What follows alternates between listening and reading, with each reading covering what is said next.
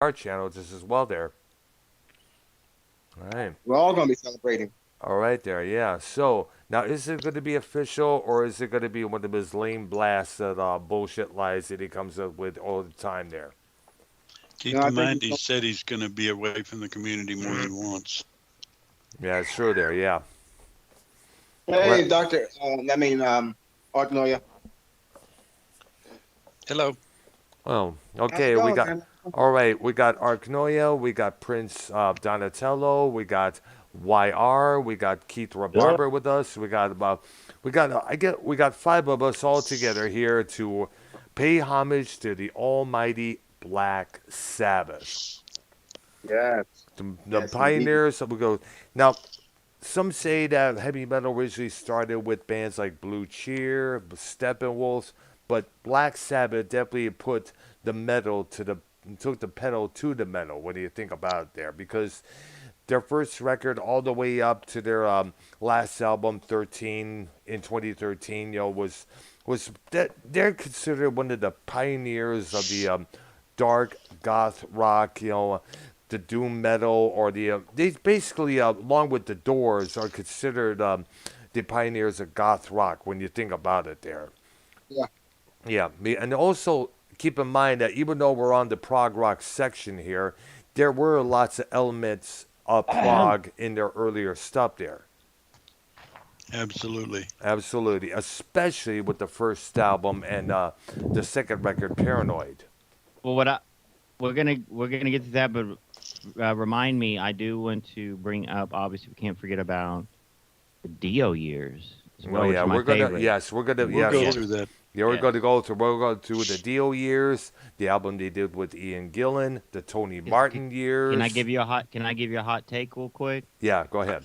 Personally, I like the Dio stuff better than the Ozzy stuff. Yeah, that's More true. harder. A It's more. lot It of really is people. more harder. Yeah, that's true. Yeah, a lot. The Sabbath at that time had really gotten a lot more heavier with their sound and Right. their style of songwriting. There, when you think about it, Born Again with Ian Gillan was a lot more heavier, and the stuff they did with hey, what's Fuck! that? Come on, man. Sorry, yeah. Prince. that's my phone. Oh, Mhm. okay. I'm playing a little bit of Ozzy there. That's the ringtone there. Nice. Yeah. See you on the other side. Yeah, good song there. Which is a good song, no doubt about it there. Okay. Well, we'll start the discussion with their first album released in 1970. All right, titled Black Sabbath. Right. And we all And know the iconic woman on the front of that cover. That was filled. The photo was taken at it was at a watermill in Oxfordshire, England, and the lady in front of the on the front is standing in front of it with the black cloak on it, the black robe on it. Her name is Louisa Livingstone. She was 19 years old at that time. People have been wondering for years who that woman was. They only knew her as just Louise. There was no detail until till it was revealed not too long ago. At the same time, this album reached its 50th anniversary. So it was revealed that she also gave details behind the cover shoot behind that particular photo session. It was extremely cold at that location. She was nude underneath that cloak there, so they did a little bit of provocative poses, but none of them seemed to suit the what they was looking for. So they stuck with the one image that is still iconic to this very day. And by the way, And that I think that place is still up, isn't it it? is The still up building. there. Yes, it's still Yeah. located there, and no doubt all the Sabbath fans out there flock to that particular place. They'll probably have their pictures taken there at that particular spot. No doubt how many women with dark hair started showing up wearing black cloaks. It's fucking Um, crazy. it is, yeah. And the image of the way the image was like it was like wow, this is most interesting. Everything was kind of dark. The sky was kind of the dark pinkish in a way, almost. It must have been around the fall time, if I'm correct there. likely since the album was released in February. Yeah, absolutely, yes. And also keep in mind that even though it was not released here in the States, the UK version featured a satanic cross in the gatefold with a quote about everything being dead, birds with dead wings, and everything else, you know, s- and a woman standing alone in the figure there. I gotta find it somehow and read the whole exact speech there. But that's the, Try Wikipedia. yeah, absolutely. That's what I'm going to do there in a couple of minutes there. But apparently, the story was it was not the band's idea to have that cross in the gatefold. In fact, Geezer Butler was extremely shocked when he when he saw that there. Apparently, what hours not too long before they recorded their first album, which by the way was done within 24 hours with a couple of dubs over here and there. It was virtually recorded live, and it had basically a lot of road tested material that they had done. Right. No. And of Now, course, we know the lineup was Iommi, Butler, Ford, and Ozzy, of Osborne, course. Osborne, yes, absolutely. Now, believe me, now this most of the song Black Sabbath, believe it or not, was based on a paranormal experience that Geezer Butler had experienced at the place he was living at that time. Apparently, the story was Ozzy had somehow gotten a book of dark magic spells that apparently he had stolen somewhere. He gave it to Butler. Butler put it in his cupboard of his place up there. So he was sleeping at one night in his bed, and all of a sudden he wakes up, and there's this dark figure right by his bed. He was scared shitless. He ran to the cupboard to throw away that book, and it was somehow disappeared. So, Interesting. yeah, it was, and so that's he vowed. Now, Butler, by the way, was raised Catholic, so obviously you could see why he'll be freaking out the way he was, and to see that satanic image on the cover in gatefold of the first album there, you can imagine how much shock he was in. Because apparently the Sabbath was not supposed to be a satanic band at all. They got the name from a 1963 Boris Karloff movie, which I remember seeing on syndication TV one time on a Saturday afternoon. Now, Yeah. but that would, however, the name, the image, and the dark tones of that first album would kind of like give gateway to those satanic ministers of Satan rumors that the band had to deal with for many years. In Right. fact, Warner Brothers Records, our U.S. label, held a record release party for the album, and the master of ceremonies would happen to be Anton LaVey from the Church of Satan. Wouldn't you believe it? Yeah. And now it was soon. Now, of course, a year later with the second album, Paranoid, I think we YRMA talked about this. A young nurse apparently. Real quick, Yeah, yeah. quickly on the satanic Well, thing. It's funny how back then that was a sorry choking on a fly. Oh, Um, wow. not many of back us eat flies.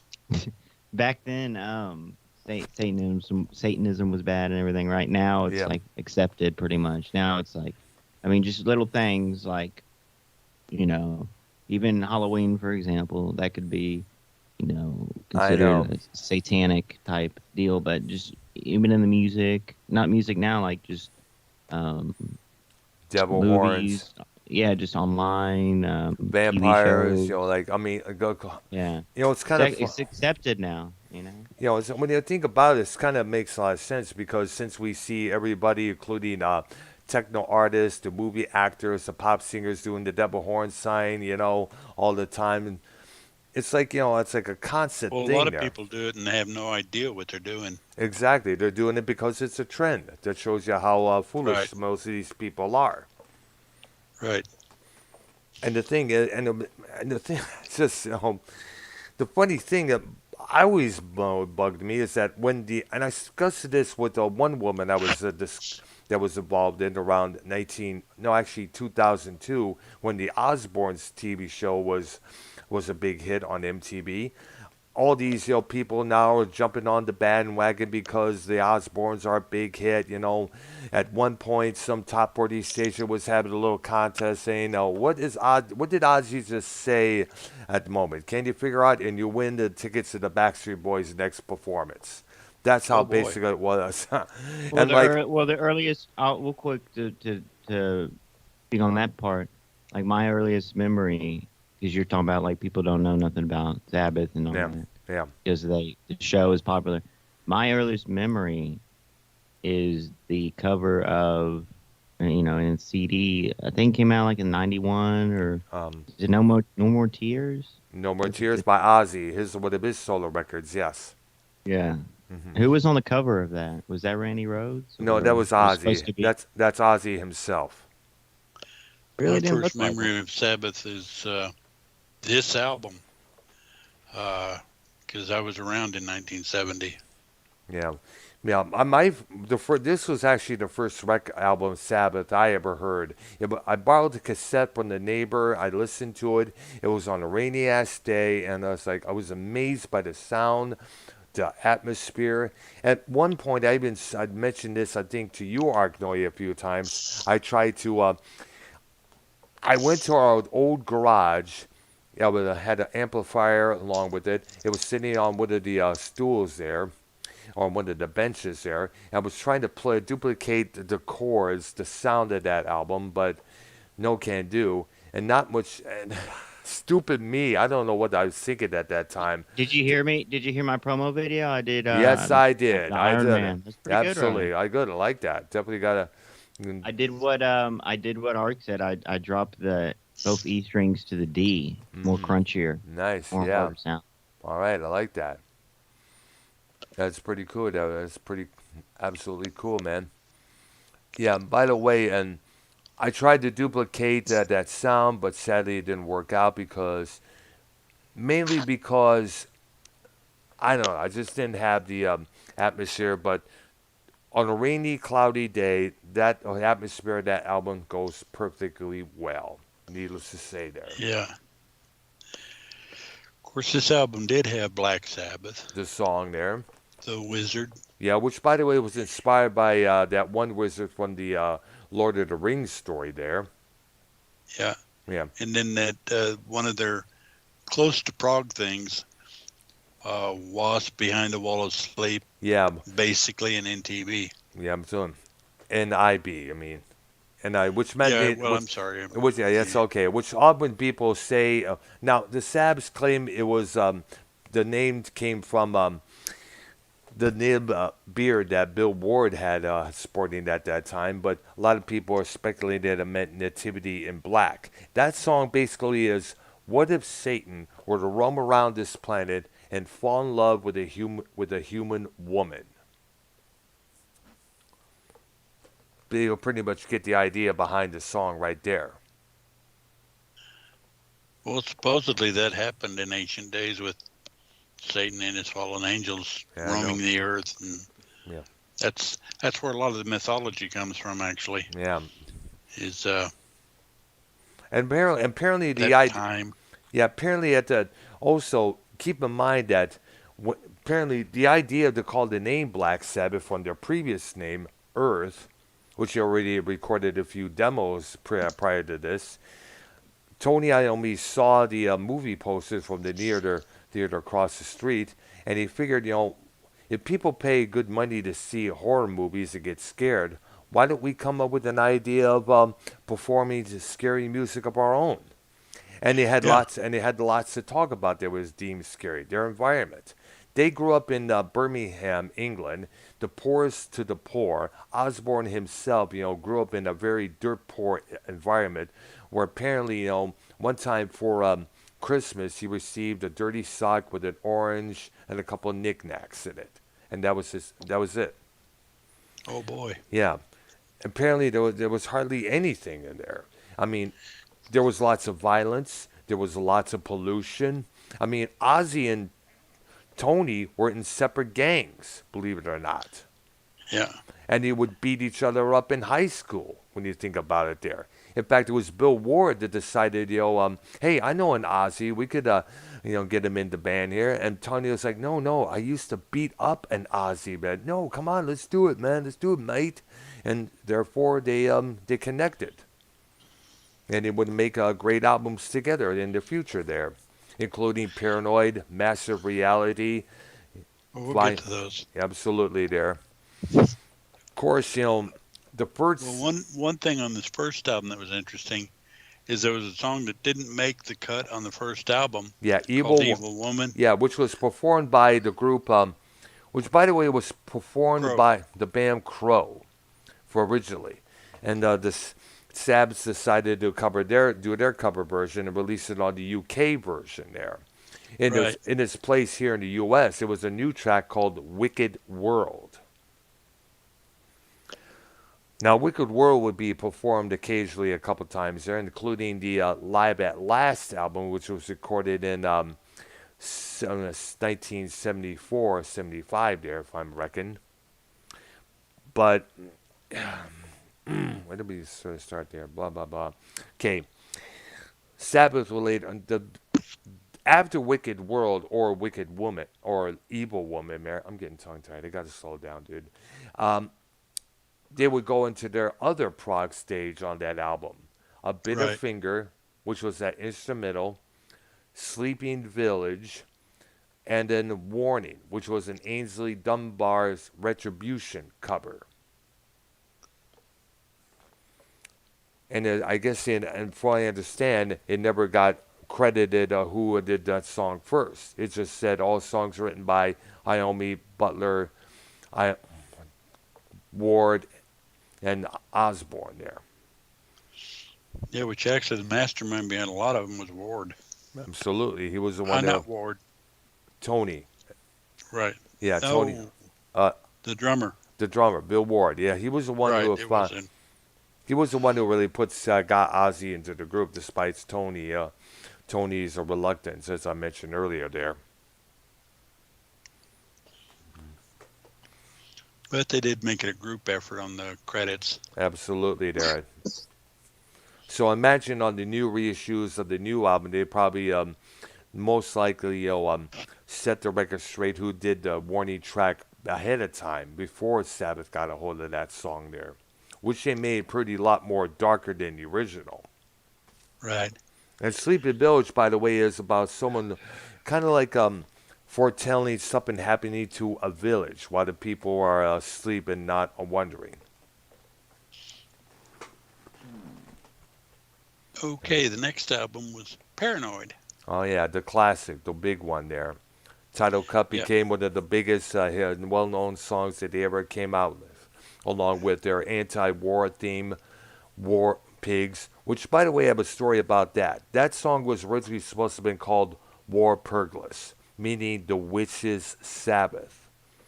But the company at that time was kind of, both companies, Vertical in the UK and Warner Brothers in the States, kind of like felt it was, they should kind of like change it up a little bit there because, there was some backlash over the first album with the gatefold in the UK and the atmosphere and the name and the cover on the front cover there.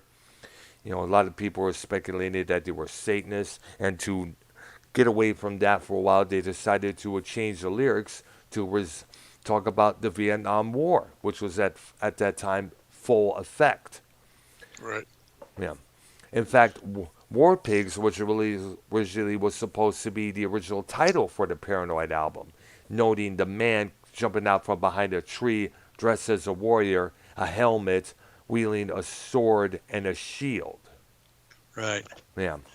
Would have made more sense probably. But... Absolutely. But alas, something had to be changed at the last minute there, so no problem there. It still became a big hit. Right. And what they did on a couple of the tracks, for the U.S. version of the album, they added the thing where it starts as da da da da da da da da da da da da. That piece was titled. They gave that piece named Luke's Wall, So it was War Pigs / Luke's Wall. Right. And then dun dun dun dun dun dun dun dun dun dun. That piece was later be titled Jack the Stripper next to Fairies Wear Boots. Right. Yeah. So that was a kind of unique setup right there. Well, of course, they had Planet Caravan, Iron Man, which, by the way, basically is about revenge against a civilization for not thanking him for saving their lives. Yeah, Bob Rivers did a parody on that, called it I Am Santa Claus. I remember hearing that just as well. And also, let's not forget, probably one of the most profound anti-nuclear war anthems, Electric Funeral. Yeah. And probably, to me, one of the most anti-drug songs ever, Hand of Doom. Which are really detailed, which was one of the good reasons why you should not get involved with drug use. Definitely. You listen to the lyrics of that song, and you'll see what I'm talking about there. It is kind of gruesome to listen to when you really think about it there. And then there was a curious inclusion of Rat Salad. Yeah, which was a Bill Ward drum solo there. And then again, you mentioned it, Fairies Wear Boots. Yep, Jack the Stripper in the States here. That's how it was called there. Yeah. Mm-hmm. Now, the third album, Master of Reality. Now, apparently what the story was, believe it or not, this is going to be interesting here because they did the same thing with the first pressings of that album as well. The first editions of the third album came in an envelope sleeve containing a poster of the band with the band's title embossed in black lettering, visible in relief. Later editions, lacking the embossed printing, would later render the album title in gray. This was the first Sabbath sleeve in which the lyrics were produced on the back of the album. In his autobiography, Tony Iommi described the cover as slightly spinal tap-ish, way only well before Spinal Tap. The labels of the album were different as well. Side A featured the infamous swirl label that Vertical, their UK label, had displayed, with the back circles were white and the white circles black. Side B was the information label with all the songs on this side and that side. Now, on the first North American editions of the album, several songs had subtitles given to some segments, making it appear that there were more than just 8 tracks on that album. The intro to After Forever was given the title The Elegy, E-L-E-L-E-G-S. The outro to Children of the Grave was entitled The Haunting. The intro to Lord of This World was entitled Step Up. And the intro to Into the Void was called Death Mask. This treatment had been also used on the North American editions of the Black Sabbath's 2 previous albums, as we stated before. These pressings also incorrectly list the album as Masters of Reality. Now, of course, they had to correct the title and everything else later on. Now, editions were the correct, of course, to remove all the 3 of the 4 subtitles except the elegies. The one that's Elegy. Elegy, yes, I got to pronounce my work on that there. It peaked at number 5 on the UK charts, number 8 in the States, and is considered one of their lyrically best albums ever. When it comes to lyrics detailing this situation, whether it's Lord of This World, Into the Void, or Feeling Alone Without Your Loved One by Your Side as displayed in Solitude, very haunting track to listen to there. It is considered one of their heavy metal albums of all time, and it also gave gateway to the grunge alternative rock movement in the 1990s. Bands like especially Soundgarden, would go on to duplicate their sound as well. In fact, they even did a cover of Into the Void, but with different lyrics. Lyrics taken from a story from Chief Seattle, or titled Stealth, the stealth version. That was released on the companion EP to the Bad Motor Finger album in '91 there. Yeah. Yes. And they followed this album up with possibly my favorite Ozzy album. Fine Form. Yeah. Because I absolutely love Wheels of Confusion, the Straightener. Yeah, it Yes. was. Yeah, they did that. They also did that with the last track, Under the Sun, including Every Day Comes and Goes. Well, quick about y'all brought up Sabotage.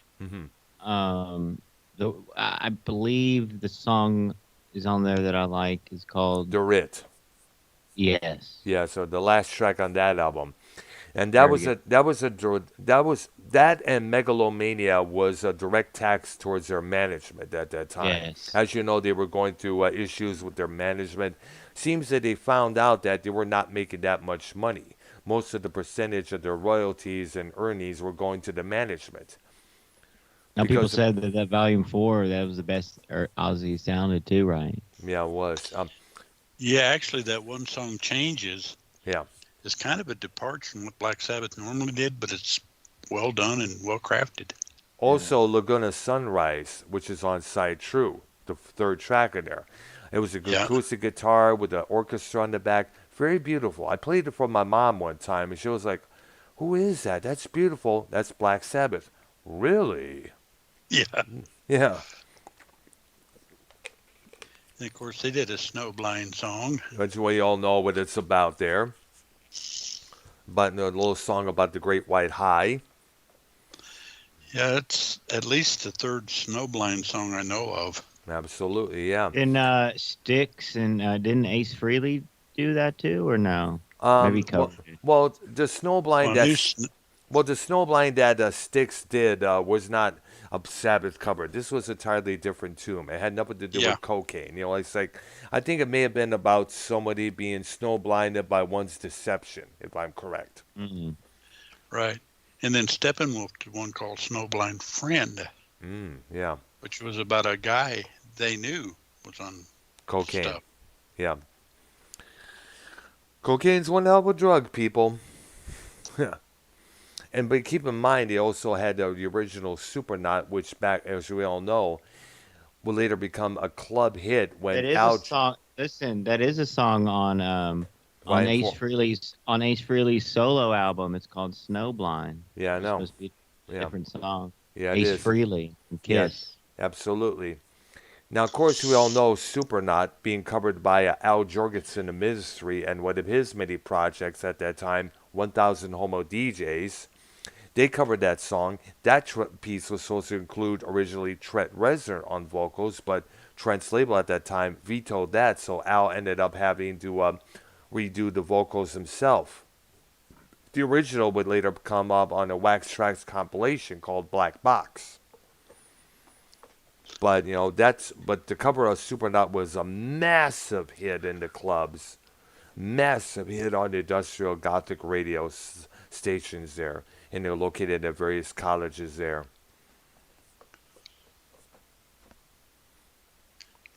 Of course, they followed that up, which, like I said, possibly my favorite Ozzy album, but maybe not, because the next one's actually close. Mm-hmm. Sabbath, Bloody Sabbath. And then let's not forget the cover of that album being one of the top shocking album covers that they ever put it out. Yeah. I mean, I'm sure YR, you and Prince Idol, you have seen the covers of that album, haven't you? Mm-hmm. Yeah. When you saw Prince, when you Yes. saw that album cover, we like, what the fuck? Dude, I was like in middle school when I saw it. A friend of mine showed it to me, and I was like, "What type of shit is this?" He's like, "Oh, just listen to it, bro. Just listen to it." So I was put on to a lot of things by usually a friend. Yeah. That's how that worked. Yeah, because This definitely had some interesting songs on it. Of course, Oh, the yeah. title track. Yep, absolutely. About someone who doesn't really appreciate their lives and appreciate the people around them, finally meeting their end for that. And another interesting instrumental by Iommi, Fluff. Yeah, absolutely there. Beautiful another ballad there that Iommi came up with. And also featured Rick Wakeman from Yes on the keyboards there, which he didn't ask for money. All he asked was for beer, by the way. And it Yeah. also featured one of the first tracks to feature mostly synthesizer. The track "Who Are You?" Are you? Yeah. Yeah, and that's a one's freaky ass song to listen to when you look at it there.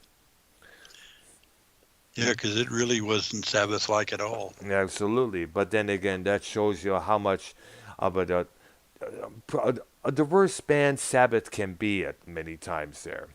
Now, going back to the There, cover, the front cover showed a man been dying a horrible death with all the people around him becoming demons, a snake around his neck there. And the back cover showed the same guy dying a peaceful death with the people around him praying for him, sobbing, and with the arms of God spread out for him. of course, the next album was Sabotage, Yeah, the main, which, which will again, it comes pretty darn close to 4. absolutely, which is a lot more angrier than four when you look about it. This was a one dark album that they put it out because, as I mentioned, this album was recorded when their band were having issues with their management. Apparently, as I detailed, the band's management was owning everything, including pieces of their music, including the houses that they lived in, the cars that they were driving, everything. And whatever money they had left was mostly spent on drugs. Remember, they were addicts at that time. Ozzy even said that they were like kids at a candy store. In fact, at one point, he even said in an interview that drugs often helped them, create the songs that they did. They would get stoned out of their minds. They would start jamming. They would have tapes running for God knows how many hours. Then they would stop, listen to the pieces, and then somehow try to puzzle it all together. A lot of that stuff was displayed on Volume 4 on the tracks. One of the tracks I mentioned, whether it's Cornucopia, Under the Sun, or possible or the Straightener, Wheels Confusion. There, a lot of that stuff, was often done by. Basically, the question was now was it chemistry or chemicals that contributed to the band's music? I'm thinking Yeah. both. Of course, it starts with Hole in the Sky. Badass. Don't Stop. Don't too late. Symptom of the Universe. Badass song right there. And the Megalomania, which is very haunting. YR mentioned. Yep, very brutal song there to listen to there. Very kind of nightmarish. It would go with one of those Hammer films from the 1960s about Count Dracula. It would fit perfectly. Thrill of It All Open Side 2. Yeah. And then another Iommi composition. Bit. Superstar. Yeah. Yeah, but the Z replacing the S in the star word there.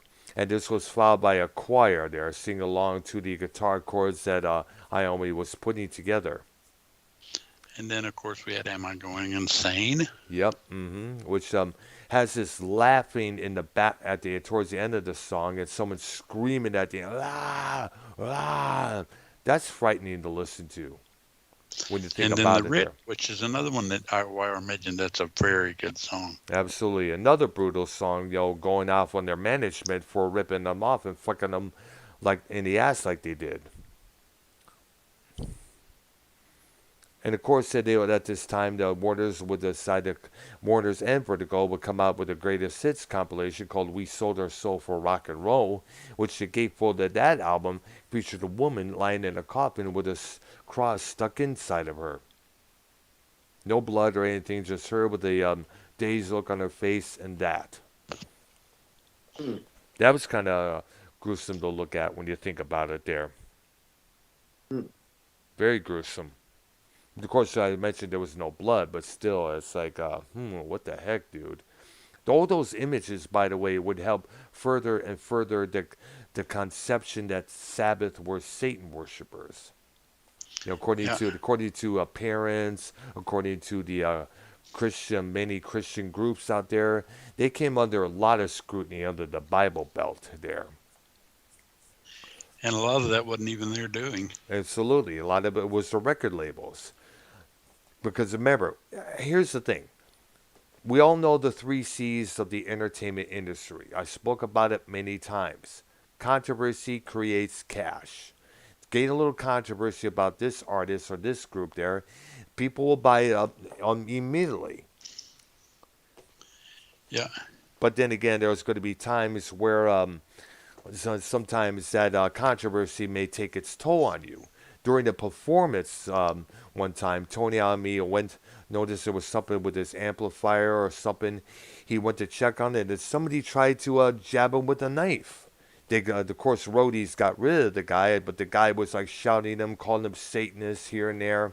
And there was this one crazy moment where the band was heading back to their hotel room, and there was these guys in these cloaks sitting around a bunch of candles them, and there was this chanting here and there. So the guys went back went into the hotel room, synchronized their watches, came out, blew out the candles, and just shouted out, "Happy birthday to you, happy birthday!" Can you imagine the looks on those guys in the cloaks faces when they did that to them? Oh, dude.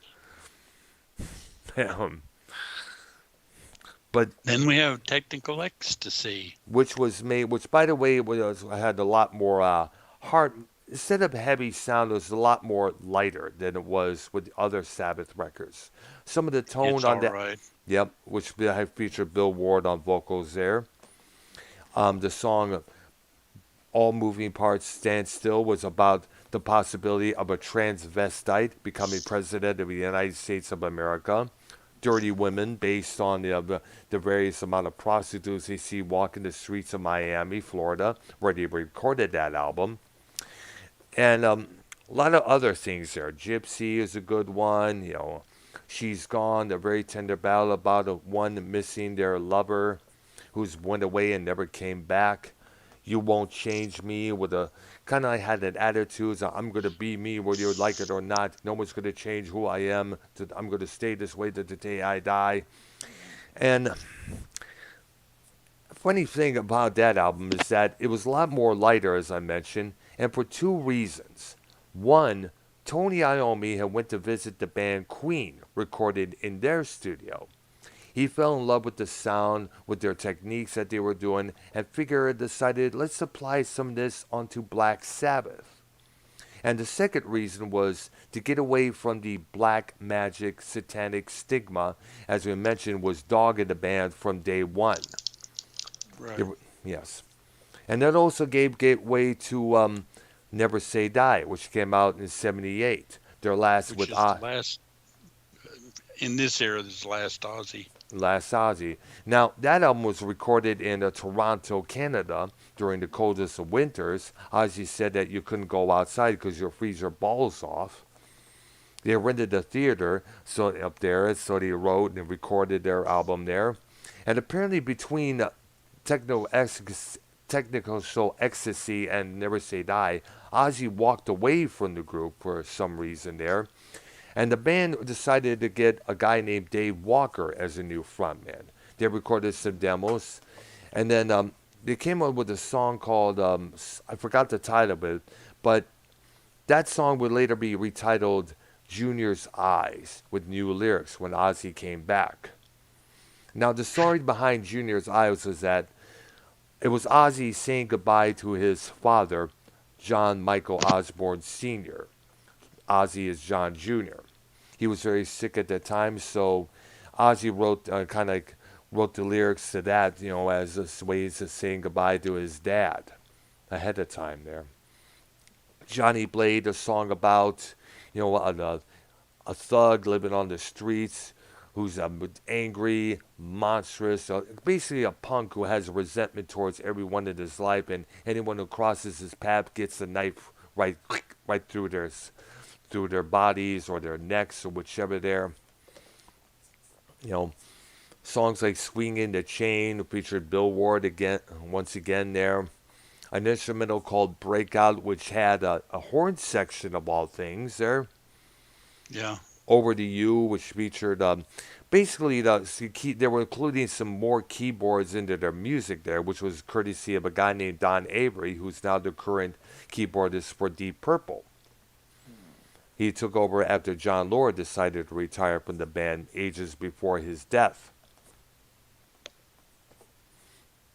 Now, the band would also go on tour at that time. They would take along a new upcoming group from Pasadena, California, known as Van Halen.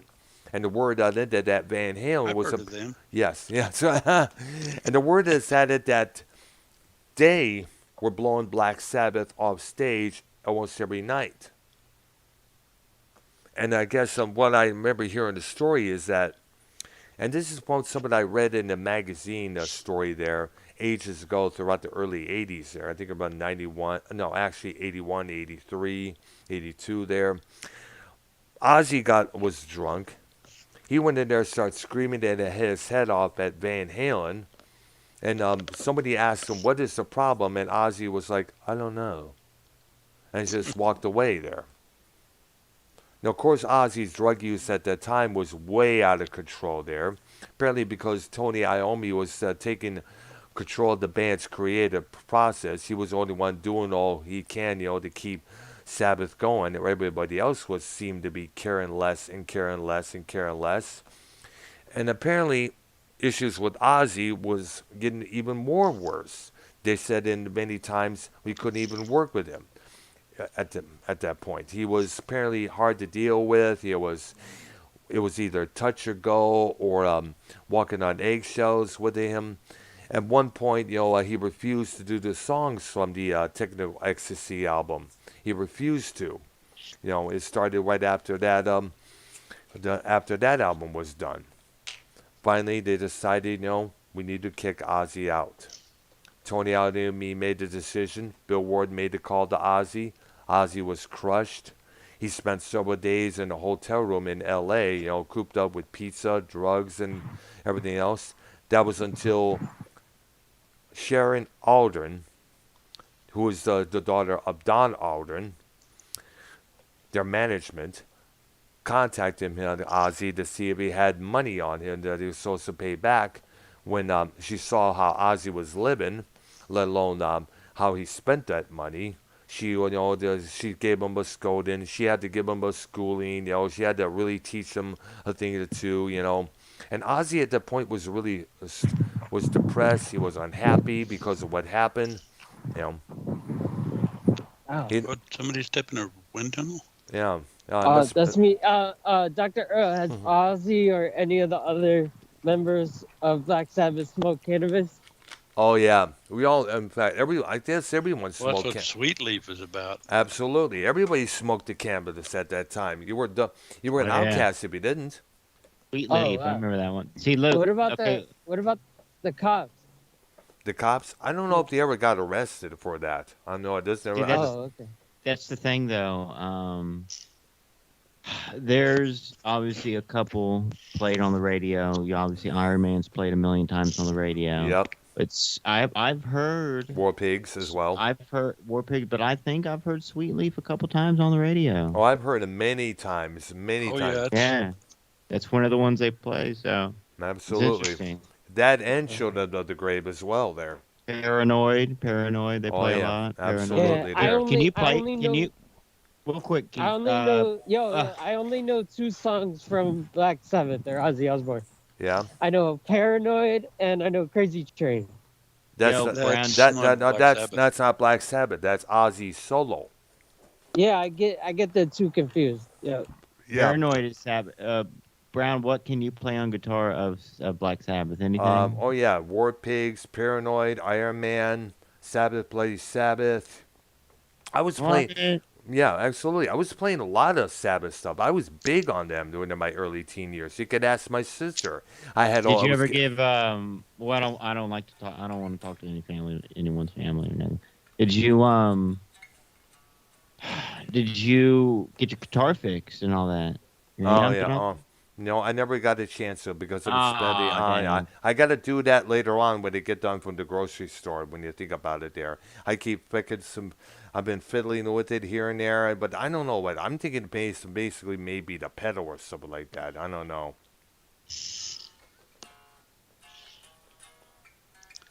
And the next album introduced Ronnie James Dio as Yeah, the vocalist. yeah. Heaven and Hell from 1980. In fact, 1980 was a good year for new singers to debut, along with AC/DC's Back in Black with Brian Johnson taking over the late Bon Scott. In fact, those two albums, along with The Wall by Pink Floyd, were the three essential albums you had to have in your collection So by the end of that year. this album has a ton of great songs. Yep. Children I of the mean, Sea, which about Die is Young. Die Well, Young. let's go through all the songs, but Die Young's like my favorite on there. Heaven Oh and yeah, Hell, obviously, the title. But yeah, let's yeah. go through. Lonely is the Word, which is a closing track, which is a good song, you know. Walk Away, Wishing Well. Of course, we cannot forget, you know, the first track of the album, Neon Nights, which is a good jam there. Oh my God. And Oh my God. Children of the Sea, which according to Dio was about, you know, exploring the, getting into things without totally understanding, you know, like th- locking the door and throwing away the key there, you know, something of that metaphor there. Of course, Walk Away is not the James Gang song. It's It's a, different. it's a different song there, absolutely And there. Wishing Well is not the Freeze song. It's No, different. no, Did absolutely. did in their later years, did Dio do a tour run with Sabbath like in the 2000s or 2010s? Well, they did. Well, he did. Well, he did with the 20. No, I know Ozzy did with them, but when was this? This was in about 2007. It wasn't called Black Sabbath. It was called Heaven and Hell. I guess Ozzy had the rights to the Sabbath name, so he had to. And since some people were calling Really? that lineup the Heaven and Hell lineup when it came back in '91, they decided to call it Heaven and Hell. Since that's the main song they know for that particular lineup that still gets played on the radio today. Right. I never heard that song. I never heard that song on the radio. I mean, like satellite, but you hear that on the regular FM radio? Which one is it? Which one you said again? No, What? I'm saying you Heaven and hear Hell. Heaven and Hell on the regular radio. I Oh never yeah, hear it. absolutely. Oh, I hear it Yeah. a lot, Really? dude. It was Well, back in 19 back in the back it still I'm talking gets about played now, today. though. Yeah, it still Really? yeah, it still does on classic rock stations. Yeah, a couple Alright. times there. Yes. They're not gonna put no Die Young on there, nothing like that. Yeah, no, they don't. They only play that. They'll throw Heaven and Hell on there, which is the title track and the most note song on there. But there's what I mean. Look, honestly, Mhm. what was the other one you said? Neon Nights. Neon Nights Yeah, kills Heaven and Hell. I think. yeah. Oh, it's Because so, it's a I think bad. it's way Because better. it is a badass song. I prefer It the is. live evil version of that track next to the studio version myself there, along with the live evil version of Children of the Sea. For some reason, Now, the guitar. For now some the Heaven reason, and Hell. go Oh, ahead. Go the ahead. Heaven and Hell song. The Heaven and Hell song. Would be pretty easy maybe to learn on It is. guitar. It I is. mean, I did. Me and a couple of neighbors who had jammed it on that song back in around the 81, is it some type 82 of there. We is it some did. type of power chord on that one? Is that Yeah. Yeah, it a power is. chord? Yeah, Oh, okay. absolutely. Everybody knows like Because that. you have to do the dun dun dun dun, which is easy, and then dun dun dun dun dun, which would be kind of hard for me, maybe, because keep in mind I'm a beginner, but I'm like, kind of learning on myself, watching videos, and the more you do it, really, honestly, people say it all the time. It's all really is all about the practice, bro. The more you practice, the more you get better, Yep. and the more, Absolutely. what's the word? Like you keep doing it, Repetition. yeah, repetition. That's important, and you'll eventually get it. Yeah, absolutely. My wrists be fucking like I got arthritis or something. It's like it hurts after Hell, when I first started playing, the tips of my fingers will be hurting me for a while. I had to wear these little Until you protective develop things. the there. calluses. Yeah, I got And skin peeling off my fingertips and stuff. oh, that's expected. After a long while, it wouldn't even bother you no more. You get Yep. that's calluses developing in your fingertips. is fine. I mean, and I buy my nails, so I mean, like I got. That's another thing, you know. You don't want nails on that on the whatever hand you're using. You know, press down on the strings. You don't want nails, long nails. You know what No, I'm I saying? try to keep mine. The only guitar players that have long fingernails are usually on the right hand, so they could do a finger pick their guitars. You know what song I'm gonna? Real quick sidebar. We'll get back in, but this is kind of a reminder that Keith out there too. Remind me this week. I want to tackle the riff of "Whole Lot of Love" Led Zeppelin, Oh, which that's an easy one to it's play just easy, as well. right? It It is. is. It absolutely, yeah. That's the thing. These fucking like people don't understand if you don't play an instrument, but it's like I mean, obviously the music and songs live forever. You know, even past when those artists pass away. Yep. But when you can play, even what I like to do, I'm trying to like learn riffs. I mean, yeah, I can learn the how to read music and blah blah blah. And there's tons of different shit. Planetonics, you Mm-hmm. know, some type of you've heard of that pentatonics or some shit.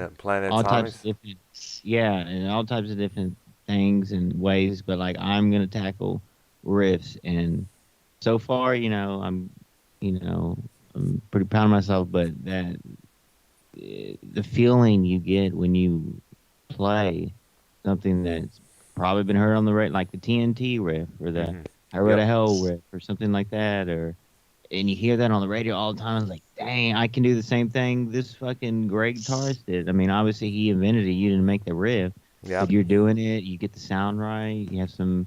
And And at the speaking end of, of the day, like you don't even need like the best equipment either. You just make sure you know what I'm saying. yeah, Everything's tuned and in tune. absolutely, and Everything. how you play it, how you style it is just as It's well. really just a And different speaking feel. of guitars, let's keep in mind. Real quick. It's a Yeah, different feeling, Brown, when you can actually play the music right and listen. It's absolutely. like wow. It's like go ahead. I'm sorry. Yes, and let's also keep in mind, the one the amount of respect Tony Iommi has gotten throughout the years for continuing to play guitar despite what happened to him when he was working at some sheet cutting factory. He was working this industrial job when he was about 16 or 17. Um, he was he went home for lunch. Was supposed to go back to work. His mom made him go back to work. It's because you need the money and all that stuff there.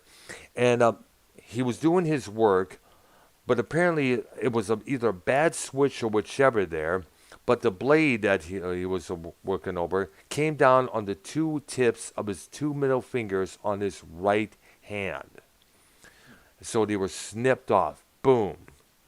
Now, I only tried to play the guitar a couple of times as it was, but he couldn't lickety split. So we had to come up with these little things where he would, these little fake tips that would tape to his fingers at times. Like they were made of hard leather there, and he has a whole bunch of them. He has a whole big, I guess, a lunchbox full of these things there because, for an obvious reason. To this day, those tips of those two fingers are still kind of tender there. But he had to come up with a new style of a guitar playing, which he kind of makes him sound like he's using playing with six fingers when you think about it there. So a lot of people, so anybody out there who has lost some sort of a little function with his fingers, take a note from this guy. He was able to bounce back from that particular situation even bigger and better than before. Like the meme I saw one time said it best. Loses two tips of his fingers in an accident, invents heavy metal. Enough said. Yeah. Then they followed that album up with Mob Rules. Another badass from the '81 there. The title cut from that album, if you ever saw the movie Heavy Metal from 1981, that the title cut from that was used in that movie Oh, definitely. like the documentary thing? No, it was Oh no, no, let's say cartoon animated. the Oh animated no, I'm movie there. thinking of the thing where the artist from Wasp was in the swimming pool drunk. No, that's the decline of Western civilization part That's what I two, thought y'all were talking the about just now. metal years. So I didn't see. I don't know what you're talking about then. Yeah, Ozzy does make a couple appearances in that movie, Bacon Breakfast, but that's about it. You know, no Yeah, Sabbath the there. black heavy metal is a animation sort of thing, Yeah, and I believe it's from a based on a comic book. comic book called of the same name. It was Yeah, a fantasy sci-fi magazine with a lot of illustrated comic book stories there. had a lot of artists in it, Yeah, a or lot of it. not in it, but their music. Yeah, absolutely. Debo, Blue Oyster Cult, Black Sabbath with the song we mentioned, Bob Rules, a band called Trust, Don Felder, Sammy Hagar, you name it. And it's kind of trippy as far as the movie itself. Oh yeah, very true. If you ever check that out, Keith YR Prince, do so. Go check it out, especially the last story featuring the lady that I was telling Ken about, Tarna, the last Tarnakian. You look her up What on movie? you look her up on the Google Images, you'll see what I'm talking about. All right. Are you talking about a movie? Yes, the movie Heavy Metal. Oh, okay. I want to ask Devious Dave Rose what he thinks of Cheech and Chong Up in Smoke. Huh? Is he in your chat right now? No, I just thought of it like 10 minutes Oh, ago. baby, oh, it's hell. Sergeant Stadenko. Oh yeah, we all know him. Yes. All those Mexicans in it. No, that was the first. That was the first movie. Yep. Yeah. Oh man, All I right. forgot. Now, of course, you know, after that tour, they would record some songs from that particular tour, and they released that as Live Evil, a double set featuring all the characters of the songs they performed on that album. Neon Night there on the front there, Angel and the Devil, Heaven and Hell, kids swimming in a coffin or to shore there, meaning children of the sea and children of the grave. Of course, you know, a man in a straitjacket, paranoid, all the all the characters depicting the songs that they perform on that album are right there on the front cover. And of course, there was an issue with that, by the way. There apparently, Of course. members were being accused of sneaking into the studio and fucking with the controls there to make their parts sound louder than the others. So finally, there was a whole bunch of arguing that went along there. Rodney James Dio got accused of doing so. He says, "I'll see ya. Bye. Don't see ya. Don't want to be ya." And along with that, their drummer at that time, Vinny Appice, who filled in, who took over after Bill Ward decided to depart during the middle of the Heaven and Hell tour from 1980, which they did with, which actually I should say, Black and Blue tour. They did a joint. They did a bleh, co-headlining tour with Blue Oyster Cult that year. Bill Ward would depart because he just couldn't see himself working with another singer. So they brought in Vinny Appice to fill in the drum rolls. Now, Vinny, by the way, is the younger brother of Carmine Appice, the legend. And he would have played also Of Vanilla Fudge. yeah, absolutely, and Rod Stewart and Cactus fame, and also Blue Murder fame just as well there. And Beck Bogert Appice. Yeah, that's right. You know, this guy's been around there. And I guess he does a podcast as well with a couple of some writers, I guess it was.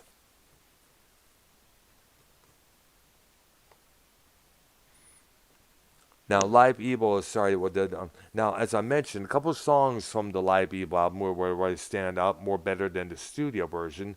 In particular, Children of the Sea, Neon Nights, you know. But this guitar solo during the middle of Heaven and Hell, I don't know what Iommi was trying to sound like Randy Rhoads or Eddie Van Halen, because at that time guitar shredding was a thing. But I don't know, for some reason, it's kind of off when you look at it, when you listen to it there. Very off. But then again, you know, as I mentioned, a lot of guitar players will try to fill in, try to do all that. Mm-hmm. Yeah. Of course, you know, Sabbath will later had to look for a new singer and a new drummer because Vinny Appice decided to leave with Dio. Now, Dio said in an interview he didn't have to, but he said, I'm coming with you. So they decided to put together their band, simply titled Dio. They recorded a number of albums for the same label, Warner Brothers. And he would have a amount of success with Rainbow in the Dark, Holy Diver, Mystery, and other songs there, Dream Evil, and so on and so on. And of course, Sabbath they recruited, got Bill Ward back into the group, and they got singer Ian Gillan from Deep Purple as their frontman for a while there. Their album, went on recording that album, Born Again, which was recorded at a place called The Manor. And I'm thinking the name of that album denotes the new singer. Yep, Born Again. And the cover of that album featured this, it was a drawing of a baby, with all red, devil horns, long fingernails, evil look on his face as it was crying. And apparently Ian Gillan did not like the cover of that album. But then again, everyone else approved of it. And basically it was a little... basically, the guy who did that cover thought, I'll just did it anyway, even though they were going to reject it, but it ended up being approved for the cover there. But we already know Gillan's opinion of it. And apparently, according to many others, the album did not turn out the way they wanted to. Gillan himself even stated, when I heard the album, I puked. After looking at the cover, I also puked. And apparently, from what I understand now, the master tapes of that album has been found, and there's a possibility that that album may get remixed and released soon, which I don't think would be a good idea, because the original was this thrusting, monstrous, bombastic, force-driven album. This was an album that offered no apologies. This basically, to me, was an album what heavy metal should be, period. That album, by the way, has now reached massive cult status among Sabbath diehards, including me. It's been reissued a couple times on the Castle Communications, and as we see, and as I stated, it may be remixed and reissued as a new version pretty sooner, like they did with the Raw Power from Iggy Pop and the Stooges. Yeah. And, of course, Gillan left the band at this time. To rejoin Deep Purple, because apparently it just wasn't going to work out. Apparently fans were not eager to buy the Born Again album, figured, oh gosh, are they going to have another singer or whichever there? It started to become a joke. Of course, during that time, Bill Ward had to drop out of the tour for health reasons, so they got Bev Bevan from ELO to fill in for that time. Now, a couple years later, the original Black Sabbath would reunite for Live Aid in 1980, the July of that year. I was happy to watch that there. In fact, I even posted about that Twitter, that particular one of the backstage photos of them there. Great moment there next to The Who reuniting and Queen, and then Led Zeppelin reuniting for that particular event there. When Led Zeppelin, before even this played the note, fans were cheering like crazy. Now, the following year after that, Geezer Butler would decide to depart, thinking that this is not the Sabbath I used to know, leaving Tony on his own. Seven Star was meant to be a Tony Iommi solo album. As I said, the company, both Vertigo and Warner Brothers, suggested, hey, make it into a Black Sabbath album. Who would know the difference with all the lineup changes in your group there? Tony Iommi went with it. They got Glenn Hughes as their frontman, Dan Spitz as the bass player, Eric Singer on the drums, and of course a guy named, we all know, Jeff Nichols, who was their backup keyboardist from 1980, since 1980. He was an official member of the group. Sabbath was now a 5-piece group for the time being. Seventh Star would be released in January of 1986. I remember picking it up when it was still snowing outside there. Great album to listen to. I was constantly playing that album on left and right. But to many diehards, this isn't Sabbath. And apparently the tour, that people were kind of questioning the tour as well. There was an incident where apparently Hughes was either high out of his mind or forgetful of the lyrics. It was in Detroit, to be exactly there. And I heard about it from a couple of people I knew and I worked with at the job at that time, saying it was not that good. It was not that good of a show there. In fact, he was all geeked up to see Sabbath there. He was playing We Sold Our Soul for Rock and Roll the night before they went to the show. And then the next day, I asked him, how was the show? He said, it sucked. Of course, and then they moved on. Oh, go ahead. The one day they released one album, and this was definitely a solo album when you think about it there. The Eternal Idol. That was the worst album Sabbath would ever come out. The songs were just not there when you think about it there. And this would also feature the debut of Tony Martin as their new frontman. They also did a couple of shows in South Africa, which was a no-no at that time. A lot of people were questioning them for doing that. Probably did it for the money. Of course, this will be the last record for their U.S. label, Warner Brothers. They were let go after that, or their contract went up. They were signed with IRS Records, and they released that album called Headless Cross, which is a heavy-ass album to listen to. Of course, the new lineup at that time was Cozy Powell on drums and Neil Murray on bass guitar. They would do some shows. I guess it was a package tour, I guess. Bands like they were still using Martin at that time? Yes, they were. They were using it up until now 91 when the Dio came back to the group. And they also, now the following year, they would release an album called TRY, which I think it means tear, if I'm correct. Oh, TYR? Yes. That means tear, if I'm correct, right? I suppose. Yeah. This album was based on Nordic mythology there.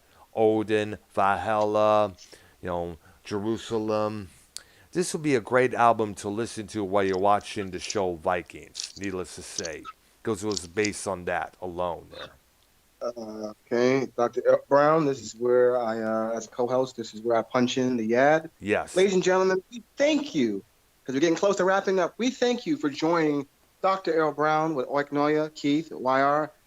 Ladies and gentlemen, please join us next Monday as we do a review on Arknolia Rocks with Michael Monroe and the whole story on what happened to their drummer, Razzle. Yeah. And we thank you for tuning in as we dissect and do our review on Black Sabbath. All right. More dear. to continue.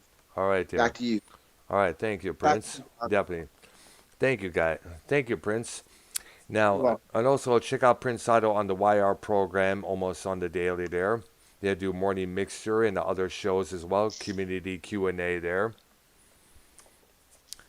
And now, of course, 91, Sabbath announces that they're getting back together with Ronnie James Dio. Him and Cozy Powell were not seeing eye to eye, so Cozy decides to leave. Vinny Appice is brought back. They two will tour together there.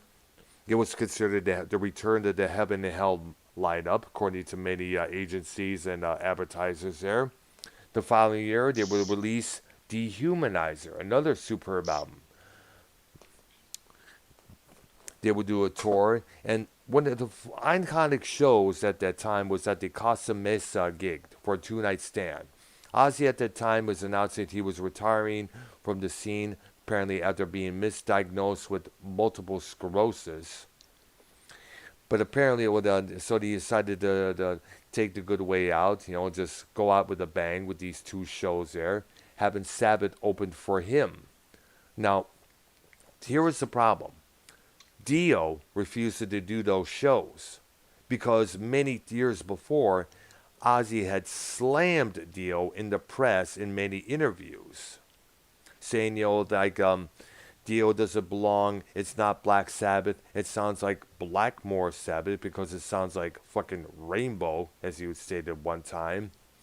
Dio gets upset over this. He's not happy about that. Like he's the new guy in the group. He's can imagine how he must be feeling. Now, because of this, Dio decided not to show up for those two shows. He decided to bow out, saying, "Oh yeah, I don't want to do it. It's Ozzy's night. I don't want to spoil it and all that jazz."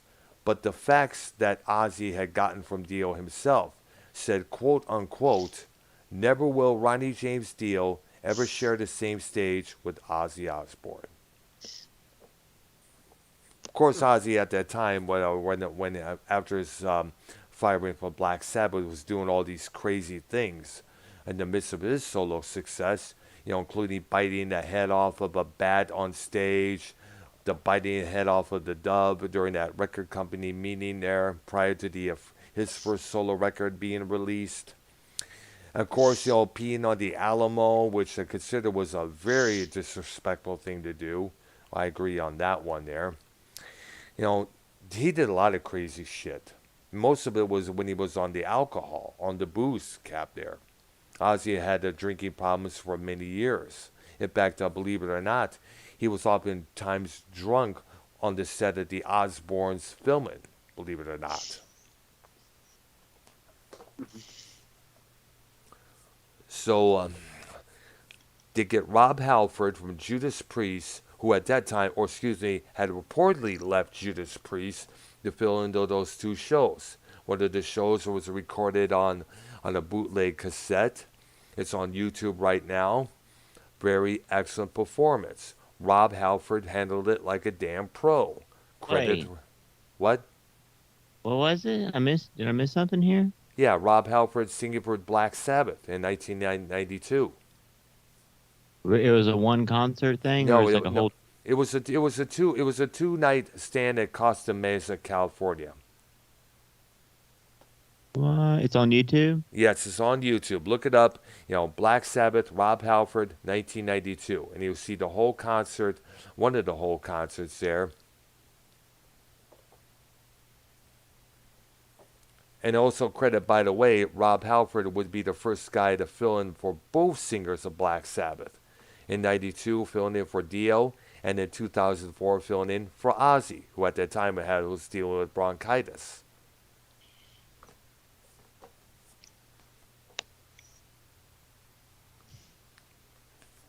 And like I said, it's a very damn good performance that they did there. Rob Halford was able to hit Dio's high notes when you look at it.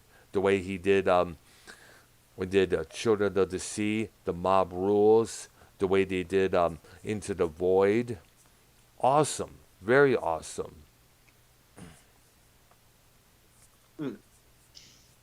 Definitely worth checking out, folks.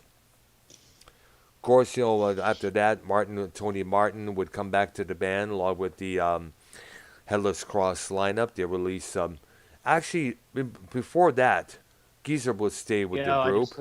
I just listened to some of it just now. That's fucking awesome. It is, yeah, it absolutely there. Definitely check it out there, folks, if you ever see it on YouTube.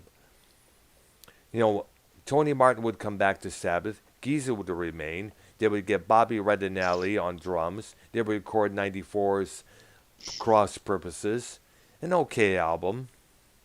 The following year, they would release Forbidden with the Headless Cross lineup. Neil Murray returning to his bass chords, taking over Geezer Butler again.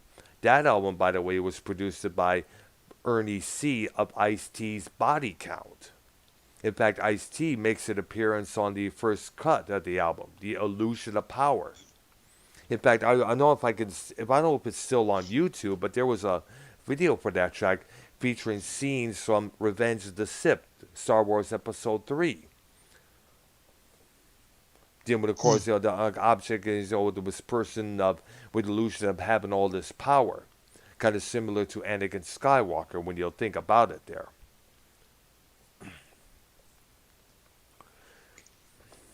Of course, later on, Sabbath would go on, take some time off, and it was announced that Sabbath would return with Ozzy, Tony, and Geezer. Bill Ward was not asked to join the group for some oddball reason. They would headline the second Ozfest tour that year, apparently outbeating Lilith Fair with Sarah McLachlan, a whole bunch of other female artists there. And of course, Bill Ward would return to the group there. I remember seeing Bill Ward at the iRock nightclub back in that same year. He had a solo record called When the Ball Breaks. One of the songs at that album I'm hearing is called Children Killing Children, which is a detail about youth violence there. And after the show, all of us was having the discussion. Apparently, they didn't ask him. They didn't ask him to come back for some dumb reason there. But they did reconcile the differences. And the next year, in '98, they decided to do a reunion show in their hometown of Birmingham, England. That concert was recorded for Reunion, released that year, which the live version of Iron Man would later earn them a Grammy. Yeah, I saw Sabbath about this time, and I don't remember exactly when it was. Ozzy was in the group. Absolutely, the original Sabbath there. And They were at Dallas, I want to say Reunion Arena, but I could be wrong. maybe. But, Sabbath would they'll continue to do headline Ozfest tours there constantly. Even though they said they were done after that reunion tour they did, they decided, fuck it, we got some more to do. We ain't done yet. Yeah, they had Incubus open for them, and that was followed by Pantera, Absolutely. and then Sabbath. Absolutely. And Pantera, as big as they were asked to be the opening act. They said, fuck yeah. Because Sabbath was one of their biggest influences. Who cannot forget their cover of Planet Caravan on Far Beyond Driven?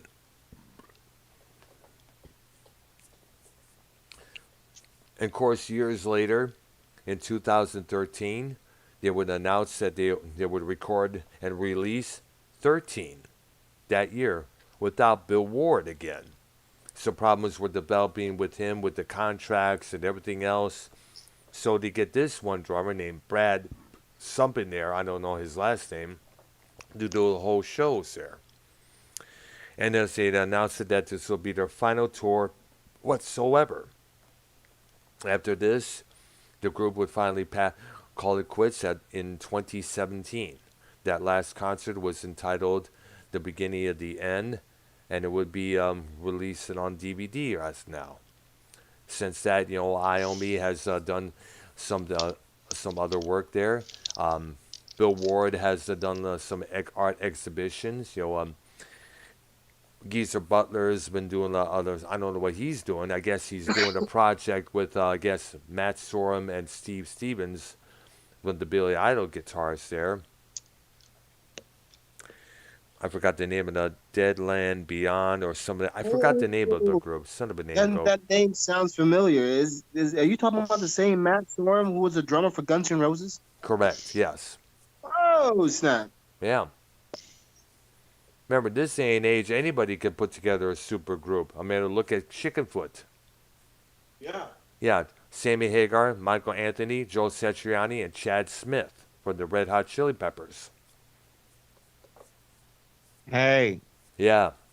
did you know Sammy Hagar and the Circle, they're doing a Texas tour, a Toast to Texas. Oh, Like nice. four, Hey. 4 or 5 days, small clubs like Oh, wow, nice. House of Blues in Houston, Nice. some the Billy Bob's in Fort Worth, Nice. smaller That's where venues. Prince Idol is at. And I heard him on an interview. I heard him on the Eddie Trunk show Nice. whenever it was his birthday. He was saying that he's going to be playing more Van Halen stuff in his catalog. Yeah, in the in Circle honor of catalog. Eddie. In honor of More Eddie, Van obviously. Hagar, you know what I mean? Yeah. Come again, Doug. You sound where again? Fort Worth, you said you lived Yeah. there, right? Absolutely. There Yes, you go. sir. You could definitely check out Sammy Hagar's group, The Circle. Billy Yeah. Bob's. The Billy Bob's. Nice. And now, I can't wait to dive in deep on. I'm excited. I'm excited, Doc. yep. Arknolia, I'm excited. Keith, YR, I'm excited for next Monday. I'm All right. anticipating. I can't get out my system, but I know I'm I know. excited. I know you're going to be pumped up, that's for sure there. And by the way, one of the closing You're thing, talking about one of my favorite bands. all right there. On the closing note, I saw this on Twitter. There is a Black Sabbath bridge near Birmingham, England there, and there's also a Black Sabbath bench that was just unveiled. If it's a steel bench and it has steel structures of the band original lineup there on the on top of the bench. In fact, let me see if I can find it there. I'm gonna put it in the chat here. Let me Okay. give it a couple minutes here. Should be coming up pretty soon here. If you don't mind, after you do that, if you don't mind me sharing, Yeah. true story, why I like Hanoi Rocks. You'd be surprised on why Yeah, this definitely. band. Definitely tell about this. You know. They got me through some rough times, Dr. L. Brown and Yeah. Arknolia and YR. It got me through some rough times when I was in middle school. All right. I was no perfect student. I'm not saying I was a rebel. I wasn't saying I was bad. I was saying I'm a loser. And I was in band. And when I was in band, I switched from playing the drums and to playing the saxophone. And everyone was like, "Oh, your saxophone is horrible." But I also wanted to be a rock star. And I couldn't find any rock star that played the saxophone until I looked up Michael Monroe, and I saw that he plays a awesome version of, like, he's one of a good saxophone player in my opinion. All right. And this got me through some hard times when I lost my girlfriend. One of their hit songs, "Don't You Ever Leave Me," that got me through, and jail rock and roll kind of put me onto that rebel Right. side when I was getting into high school. So every song they released really got me through middle school and high school when I was a freshman. So Hanoi Rocks is a huge, huge deal to my life. They got me through a lot of rough times in my life, and they still do. All right. Definitely an acknowledgement to that man there because we don't really hear much of them nowadays, unfortunately. There. Apparently, all the diehards of Guns N' Roses and the glam punk rocks, punk metal scene there. Definitely talk about them a lot there. All right. As I'm well gonna- as before you close, as well as Billy Idol got me through Absolutely. some rough times. All right, I'm gonna put the image of this Black Sabbath, bench in the Skype chat here for you to see what I'm talking about here. This is again, as I mentioned, at their hometown of Birmingham, England. It should be coming up there, and we know it's again. He said, "Yep." It does this here a lot of times. You got to check to see if it's safe to download this photo here. But I'm not complaining about that. At least should be good there. Okay, should be coming up right now. And Doc, not to put your business out there, not to be in your business. Yeah, yeah. Did you find those vans you were looking for? Those Which- vans? Those bands, all the vans. Nah, I did check, and he didn't have any of my size, unfortunately. So Ladies and gentlemen, Dr. Brown is styling and profiling. yeah, working on it there. Sadly, the problem is I wear size 13, and the Vans, the shoes I was looking for that I mentioned on the call earlier, they didn't have any, unfortunately, there. So that went out the door. But next time I should let them know if they still don't have them. I should definitely order some in a size 13 by chance. You might have to do it online. That's what I did. Yeah, I Even know. though it might cost, it's better to do it online and have it shipped to you. What he says, I'm going to have to order me some heavy-ass gloves to do the milk and dairy at my workplace there because the ones I got right now is starting to wear out. Mm-hmm. Yeah. So, Maybe I need to get me some new pair of sneakers myself. yeah, I know. So how's it going at your job, by the way? So the things picking up there? Are you chance you getting Yeah, promoted to a new position? I only work in the afternoons Okay. now. Right. I work every Saturday and Sunday because Oh. I know YR doesn't really go live that much on Saturdays and on Sundays that All much right. on Okay. morning mixes. So you're basically doing part-time. Yes. Yes. Okay. It's Hold a on. bagger, so All right. it's not a big deal. Just being a guy who bags Well, groceries. be the best. No. Be the best Yeah, back. did y'all mention Southern Cross song on Mob Rules yet? Yeah, with the sign of the Southern Cross. We got to acknowledge Yes. that song. Another badass song for The that best album. song on Mob Rules. Absolutely. A song It's based on like the that's like their Stairway to Heaven kind of. more heavy, more heavier Stairway to Heaven when you think about there. Because it's about this, basically, let me look it up. Guys, I'll let you talk it out for a little bit there. What Sabbath The means to you album guys. also included a short little instrumental called 5150 Hmm. that was Not fun. 5150, Right. E5150, I think it was called.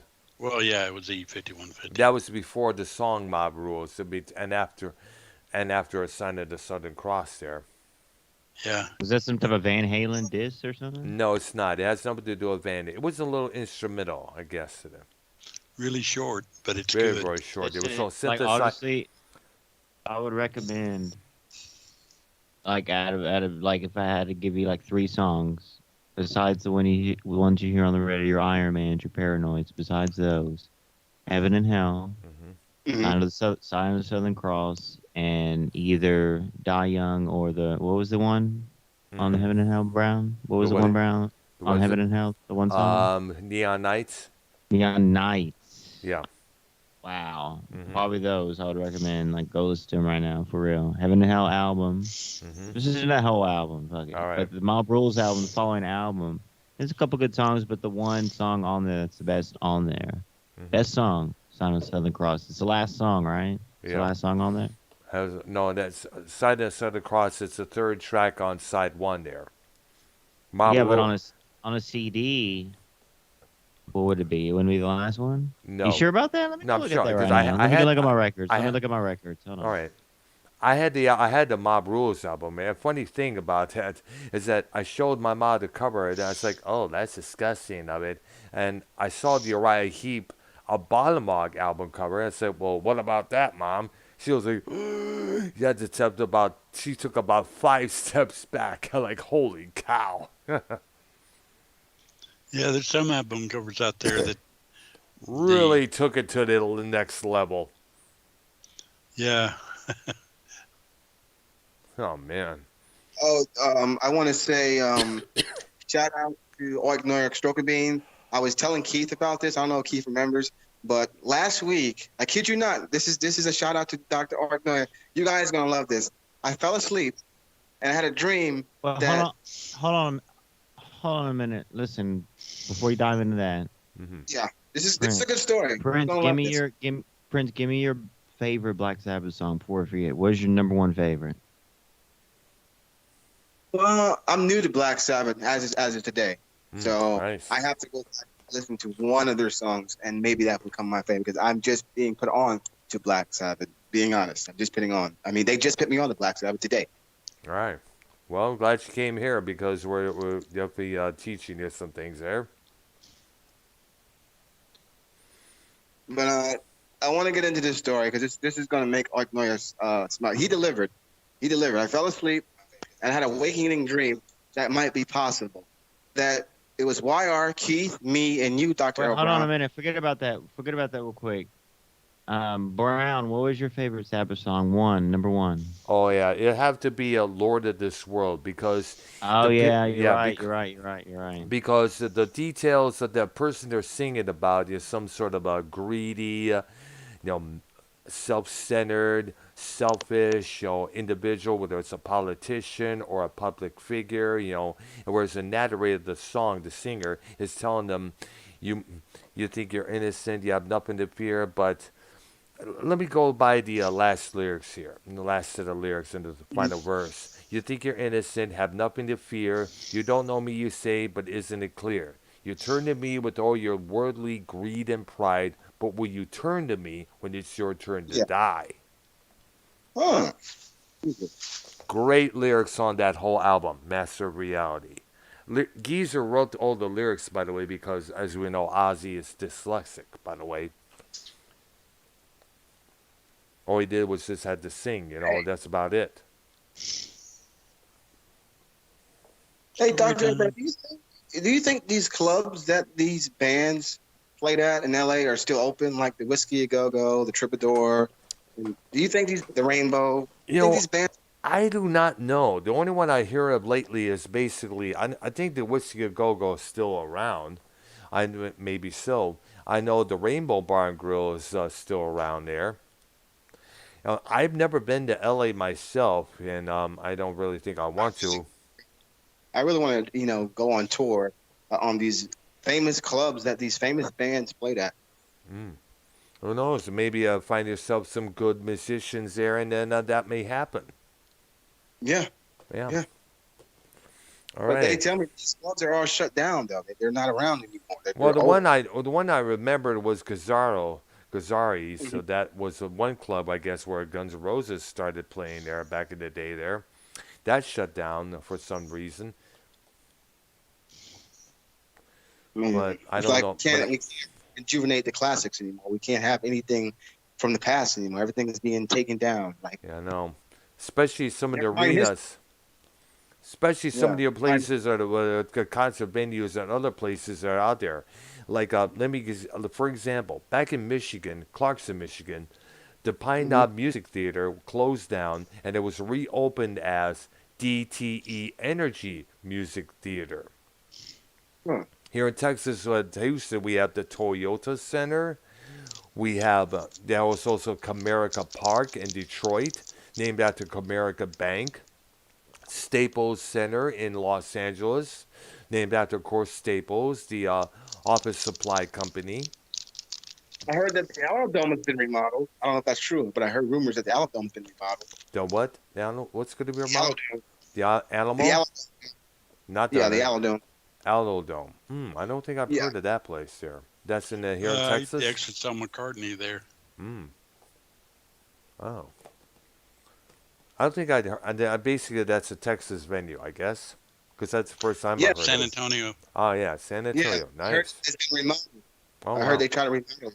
I've never been there. I've never even let alone heard about it myself, so I would not know. Well, it's kind of weird. McCartney was the first big concert there Hmm. when they opened it, Wow. and when I drove there and saw it, because I'm driving down this area, uh, it looked like a giant dead cockroach. Wow. I mean, it had the spires coming up, and if you kind of looked at a distance, like that looks like a giant dead cockroach. Okay, This venue? yeah, Holy really weird. cow, dude. It sounded like a monster movie. Yeah. A monster movie from the 1960s there, or 50s.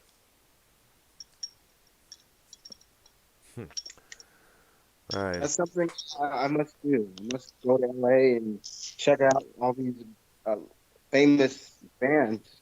I mean, nightclubs that these bands performed at. All right. Definitely, like I said, get yourself some good band members. Start jamming, and that will happen eventually there. Yeah. All right, there. So I guess this about closes our episode for tonight. Yeah, Now this coming Thursday, we're supposed to be looking at who? What's again? Thursday, I think it's the Doors, wasn't it? Yes, the Doors. Yes, we're looking It at was on Doors. The Doors, Monday. and of course Monday. Monday Hanoi Rocks, as we mentioned there. And we got to get Falmouth Ken on the call for the Doors because he mentioned a few times Okay. that he likes the Doors there. Big Doors fan that he is. And Tony, because Tony looks just like Jim Morrison. Yeah, we got to get him on the call as well for this particular show there. Definitely. It'll be all of us. Definitely. All right. I guess that'll be it for tonight's episode of Arknolia and the Doctor. And so definitely find whatever Sabbath albums you have and crank that shit up loud so the neighbors and their neighbors and other neighbors would hear. And appreciate. Absolutely there. Hopefully. And it's kind of funny that now, after all these years, after being ridiculed, after being messed with the Christian right fundamentalists, all the parents, all the Christian activist groups out there, now Sabbath is finally getting their due. With the Black Sabbath bridge, the Black Sabbath bench, Tony Iommi being named this doctor, this high position he had, I guess, by the British government. And Osborne, becoming, And by the way, Ozzy Osbourne, I hope he's doing all right because he may be recording some new music there, but him touring, we don't know that because, as you know, he was diagnosed with Parkinson's disease about a couple years ago. There, I think it was in 2019. I But we, doubt he'll be touring, but no, dude, yeah. I think he may have actually. I wonder if you look at all those episodes of the Osbournes, makes you wonder if he was actually coming down with that years before. Because you see him true. many times, because a lot of times he was shaking a lot. His hands would be shaking when he was talking and this and that there. It makes you wonder.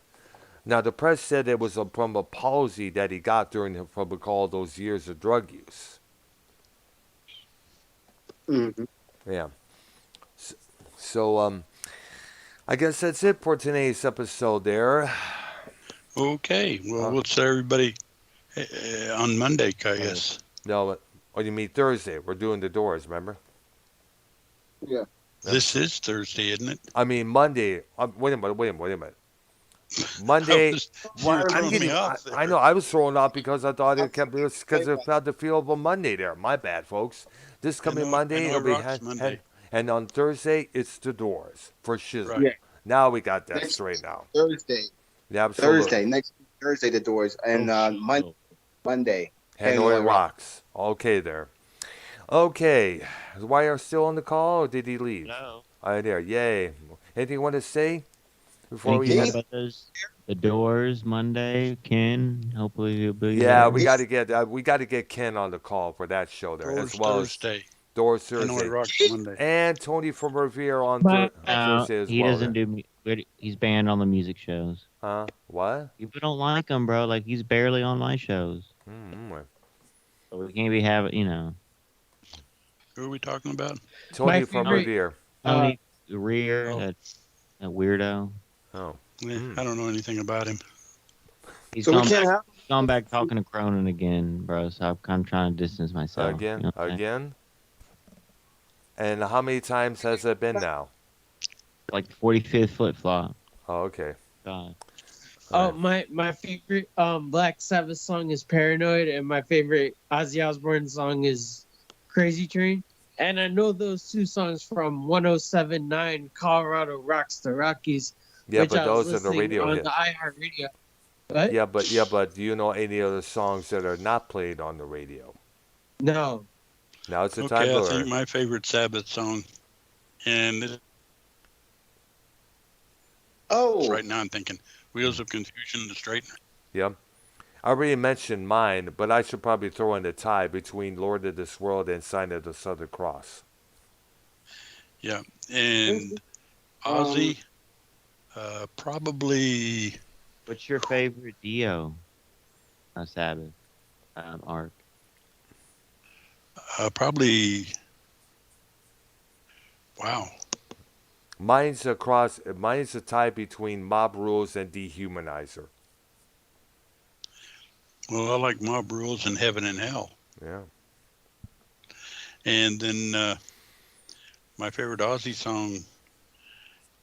Oh, that's tough. Mine's I really like Perry Mason.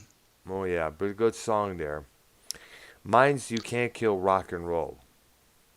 yeah.